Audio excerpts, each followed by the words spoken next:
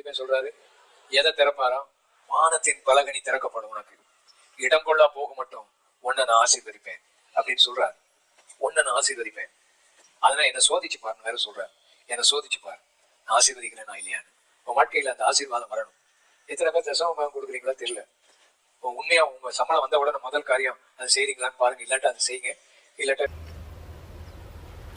Wait a minute. Who are you? அவன் புத்தகத்தில் 3ஆம் அதிகாரம் 8ஆம் வசனம் முதல் வாசிக்கிறேன். மனுஷன் தேவனை வஞ்சிக்கலாமா? நீங்களோ என்னை வஞ்சிக்கிறீர்கள். எதிலும் வஞ்சித்தோம் என்கிறீர்கள். தசமபாகத்திலும் காணிக்கையிலும் தானே நீங்கள் சபிக்கப்பட்டவர்கள்.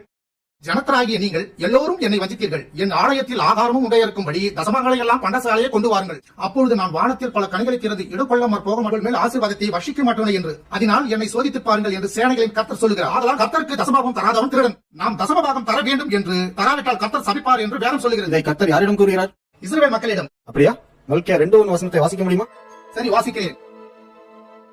இப்பொழுதும் ஆசாரியர்களே, இந்த கட்டளை உங்களுக்குரியது. அப்படியானால் இந்த கட்டளை ஆசாரியர்களுக்கு மட்டும்தான், இஸ்ரேல் மக்களுக்கு அல்ல, அப்படிதானே? ஆம், இந்த கட்டளை இஸ்ரேல் மக்களுக்கு அல்ல, ஆசாரியர்கள் மட்டுமே. அப்படி என்றால் 3ஆம் அதிகாரத்தில் ஆசாரியர்களிடம் பேசி முடித்து விட்டாரா? இல்லை நீதிபதி அவர்களே.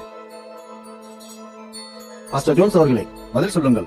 இங்கும் கர்த்தர் பணத்தை தசமபாகமாக செலுத்த சொல்கிறாரா? காலத்தில்